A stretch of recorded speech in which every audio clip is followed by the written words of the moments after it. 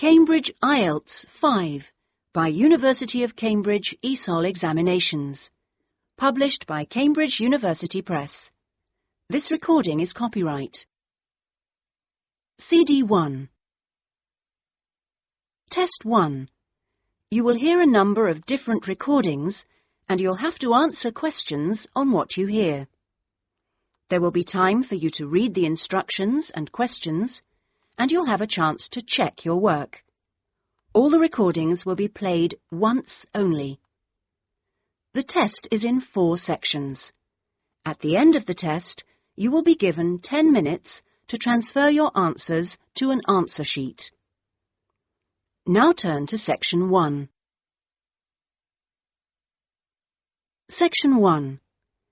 You will hear a telephone conversation between a travel consultant and a customer. First, you have some time to look at questions 1 to 4.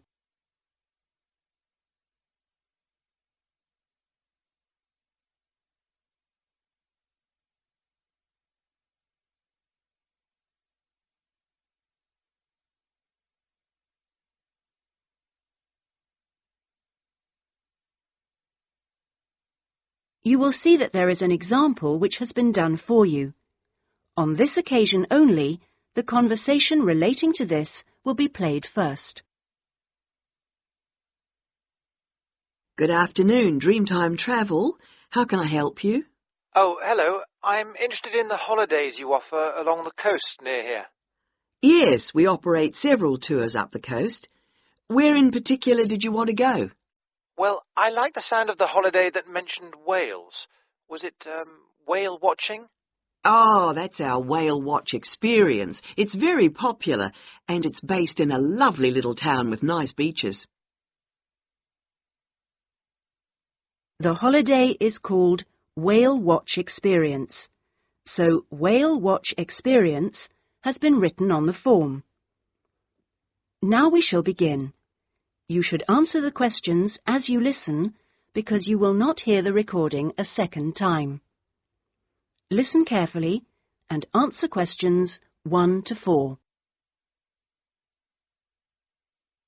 Good afternoon, Dreamtime Travel. How can I help you? Oh, hello. I'm interested in the holidays you offer along the coast near here. Yes, we operate several tours up the coast. Where in particular did you want to go? Well, I like the sound of the holiday that mentioned whales. Was it whale watching? Oh, that's our whale watch experience. It's very popular, and it's based in a lovely little town with nice beaches. Oh, right. And how long does it last? It's 2 days. That includes 4 hours travel time each way from here. Good. I don't want to be away any longer than that. So, is that by coach? Actually, it's by minibus.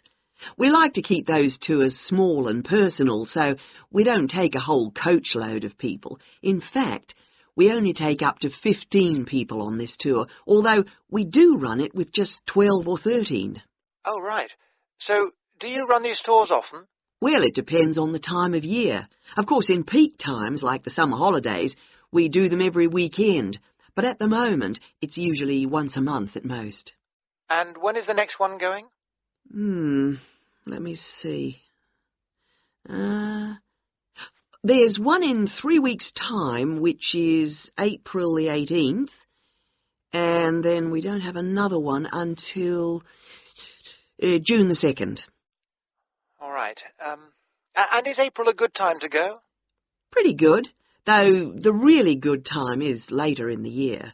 I have to say, though, that the whale sighting is only one of the many things offered. Really? Yes, the hotel itself where you stay has great facilities. It's called the Palisades. The Paris what? No, it's actually the Palisades. Pallissades. It's right on the main beach there. Oh, I see. All of the rooms have nice views, and the food is really good there too. Oh, right. Before you hear the rest of the conversation, you have some time to look at questions 5 to 10.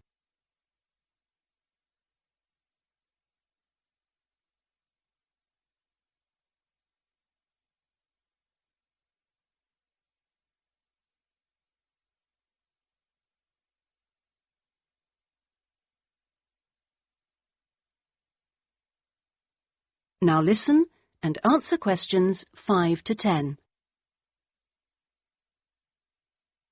And what about the other things, that are included in the price? Oh, there are lots of things. If you don't want to do the whale watch cruise, your guide will take anyone who is interested either on a bushwalk through the national park near the hotel, and there's no extra charge for that, or on a fishing trip. That's an extra $12, I think. And there's also a reptile park in town. That costs more or less the same. No, I think I'd prefer whales to snakes. Yeah. And if you just want to relax, you're free to sit by the hotel pool or go down the beach. Oh, and they also have tennis courts at the hotel, but you have to pay for those by the hour. But there are table tennis tables downstairs, and they're part of the accommodation package. Just speak to your guide. Well, that sounds good. So how much is the basic tour price? At this time of year, it's usually around $300, but let me check. It's actually $280. And the next tour, are there any places on that one? How many people is it for? There are 2 of us. Yes, that should be fine. Can I just mention that we require all bookings to be made at least 14 days before you travel to avoid cancellations of tours? And if you cancel within 7 days of departure, you will have to pay 50% of your total booking. Okay. And you also need to pay a 20% deposit at the time of booking. Can I pay that by credit card? Yes, you can. All right. What I'll do is I'll talk to my partner and get back to you. Fine. So I'll make a provisional booking, shall I? 2 for the whale watch experience. Let me issue you with a customer reference number for when you call back. Do you have a pen? Yes. Okay. It's 39745T. That's T for Tango. When you call back, ask to speak to the tour manager. That's me, Tracy. Fine, I will. That is the end of section 1. You now have half a minute to check your answers.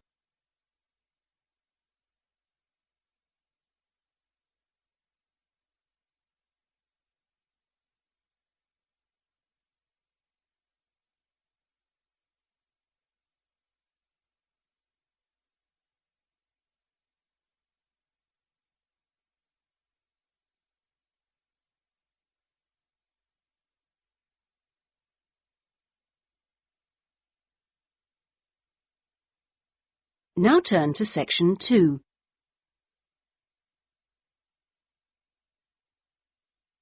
Section 2.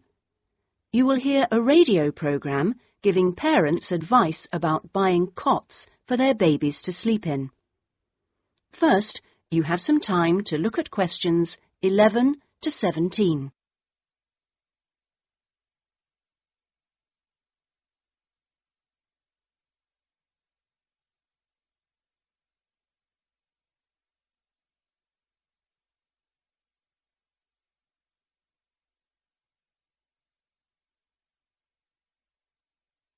Now listen carefully and answer questions 11 to 17. Hello and welcome to today's Buyer Beware program, where we give you some tips on how to spend your money wisely. Now, in today's show, we're looking at beds for children and babies. Let's start by looking at baby cots. That's for children of up to 3 years old. We tested 3 different cots, all in the budget price range, and as usual, we will feature the good points, the problems, and our verdict. The first cot we looked at was by BabySafe, and it had several good points to recommend it. Our testers liked the fact that it had 4 wheels, so it was easy to move around. The only slight problems with this cot were that it had no brakes, but they didn't think that mattered too much. At first they were a bit concerned about the side bar because they felt babies could trap their fingers in it. But our testers felt that this was unlikely to happen, so they've given this one a verdict of satisfactory. The next cot was by Choice Cots, and this time our testers were pleased to find a cot which is simple to put together, unlike others we looked at. On the minus side, our testers did not like the fact that the side of the cot did not drop down, making it difficult to pick up newborn babies. However, the real problem with this cot was the space between the bars. Our testers found they were too wide and a baby could easily trap his head. We felt this was a real safety hazard, and so we've labelled this one dangerous, I'm afraid. Before you hear the rest of the programme, you have some time to look at questions 18 to 20.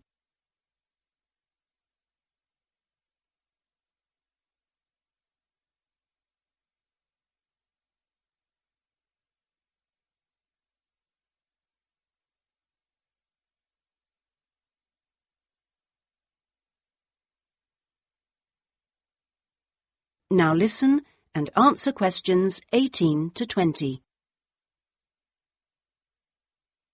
And finally, better news for the Mother's Choice cot.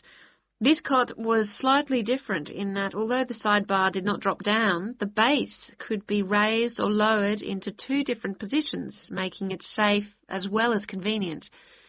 The negatives for this one were quite minor. The only niggle everyone had was the fact that it has no wheels, and the only other problem anyone could find was that there were pictures, which were simply stuck on and so could easily become detached. The makers have now promised to discontinue this practice. As this cot will then be safe in every way, we have made the Mother's Choice cot our best buy. Congratulations, Mother's Choice. So what features should you look for in a baby's cot? Well, obviously, safety is a very important factor, as well as comfort and convenience. We recommend that if you are buying a cot, do make sure that any metal present is not rusted or bent in any way. You should ensure your cot has only rounded or smooth edging without any sharp edges. This is especially important for wooden cots. And now, on to beds for toddlers. That is the end of section 2. You now have half a minute to check your answers.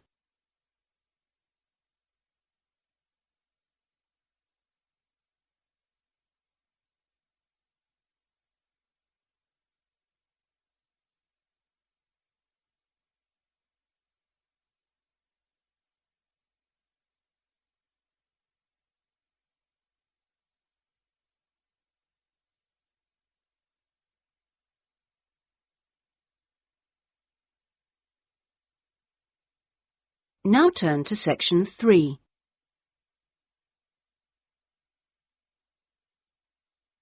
Section 3. You will hear a conversation between a student, Andrew, and a student advisor, Monica, about a diploma course. First, you have some time to look at questions 21 to 25.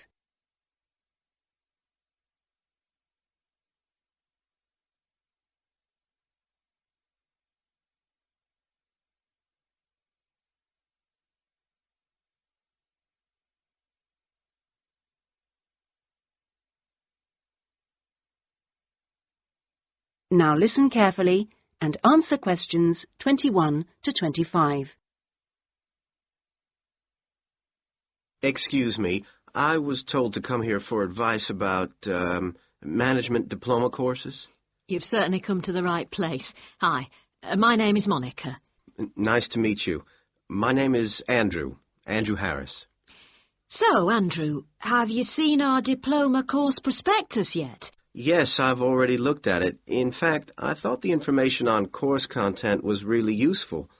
But I'm afraid I'm a bit confused by all the different ways you can do the course. Full-time intensive, part-time, and so on. Mm-hmm. Well, let's see if I can help. I think each course type has its advantages and disadvantages, so it really depends on you, your own study habits, and your financial circumstances, of course. Are you working at the moment? Yes, I've been working in the administration section of the local hospital for the last 3 years. Mm-hmm. And before that, I worked in the office of a computer engineering company for 2 years. So I've got about 5 years of relevant work experience. Mm-hmm. And what I'm hoping to focus on is personnel management. I see. And are you planning to leave your current job to study, or are you thinking about just taking a year off? I want to know what my options are, really. I don't want to quit my job or anything, and my employers are keen for me to get some more qualifications, but obviously it would be better if I could do a course without taking too much time away from work. Right. So you don't really want to do the full-time course, then? No, not really.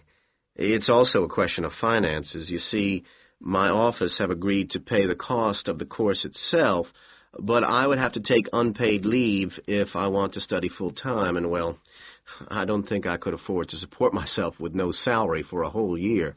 Okay. Well, you have two other possibilities. You could either do the part-time course, that would be over 2 years, and you wouldn't have to take any time off work, or you could do what we call a modular course. You could do that in 18 months if you wanted, or longer. It's quite flexible, and it would be up to you. So what does the part-time course involve? For that, you would join an evening class and have a lecture twice a week. Then you'd have to attend a seminar or discussion workshop 1 weekend a month.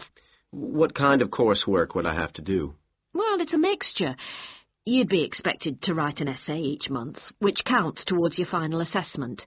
You have a case study to do by the end of the course, which might involve doing a survey or something like that. And also you need to hand in a short report every 4 weeks. So that's quite a lot of work then, on top of working every day. It sounds like a lot of studying, and really tiring. Yeah, you certainly wouldn't have much free time. Before you hear the rest of the conversation, you have some time to look at questions 26 to 30.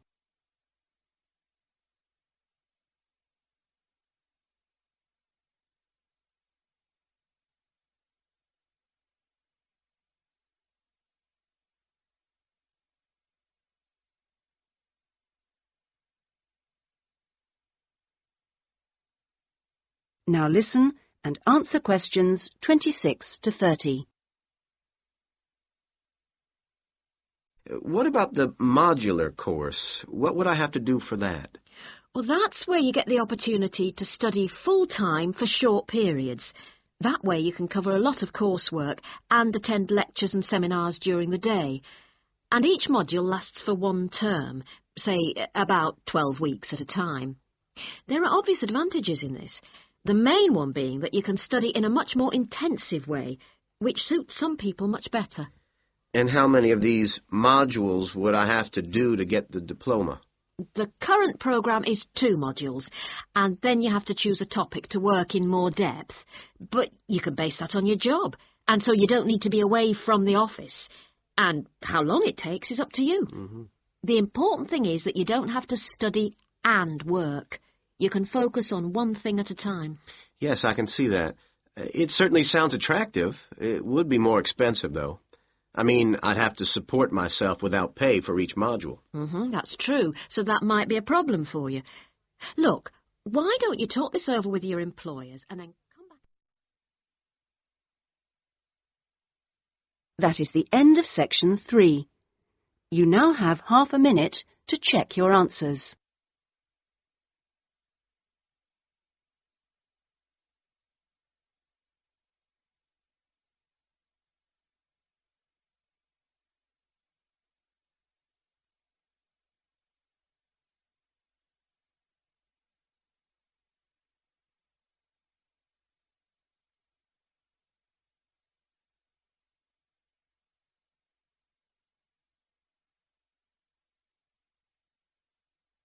Now turn to section 4.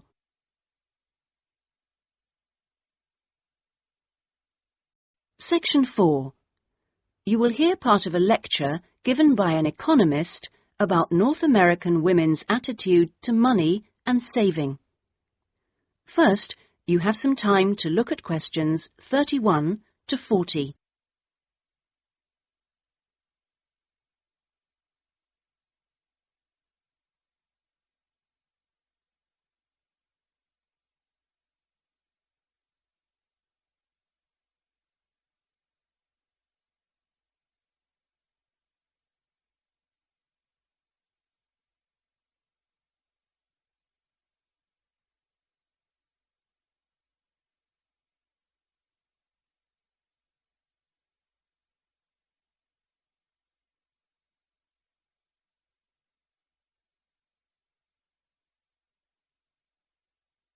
Now listen carefully and answer questions 31 to 40.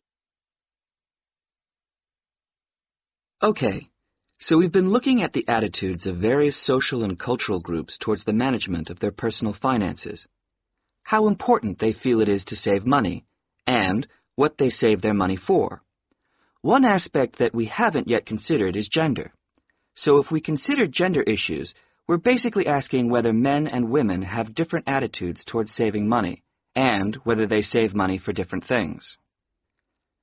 Back in 1928, the British writer George Bernard Shaw wrote in his Intelligent Women's Guide to Socialism and Capitalism that a man is supposed to understand politics, economics, and finance, and is therefore unwilling to accept essential instruction. He also said, a woman, having fewer pretensions, is far more willing to learn. Now, though these days people might question a lot of the assumptions contained in those statements, recent research does suggest that there are some quite fundamental differences between men and women in their attitudes to economic matters. Let's look at what men and women actually save for. Research studies of women in North America have found that women are far more likely to save for their children's education, and they are also more likely to save up in order to buy a house one day. The same studies have found that men, on the other hand, tend to save for a car, which, by the way, takes a surprisingly large amount of the household budget in North America. But the other main priority for men when saving money is their retirement. When they're earning, they're far more likely to put money aside for their old age than women are. Now, this is rather disturbing, because, in fact, the need for women to save for their old age is far greater than for men. Let's consider this for a moment. To start with, it is a fact that throughout the world, women are likely to live many years longer than men, so they need money to support them during this time. Since women are likely to be the ones left without a partner in old age, they may therefore have to pay for nursing care, because they don't have a spouse to look after them. Furthermore, the high divorce rates in North America are creating a poverty cycle for women. It is the divorced women who will most often have to look after the children, and thus they need more money to look after not just themselves, but others.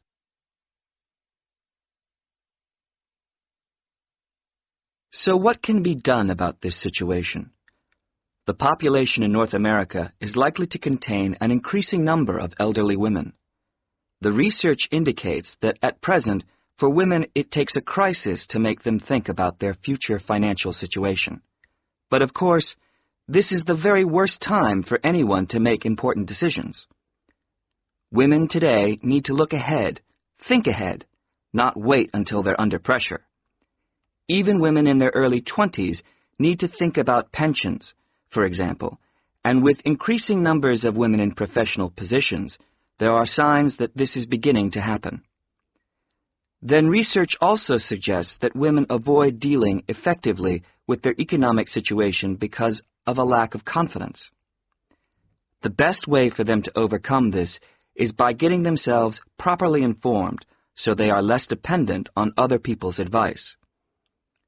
A number of initiatives have been set up to help them do this. This college, for example, is one of the educational institutions which offers night classes in money management, and increasing numbers of women are enrolling on such courses. Here, they can be given advice on different ways of saving. Many women are unwilling to invest in stocks and shares, for instance, but these can be extremely profitable. It is usually advised that at least 70% of a person's savings should be in low-risk investments. But for the rest, financial advisors often advise taking some well-informed risks. Initiatives such as this can give women the economic skills and knowledge they need for a comfortable, independent retirement. The increasing proportion of elderly women in the population is likely to have other economic consequences. That is the end of section 4. You now have half a minute to check your answers.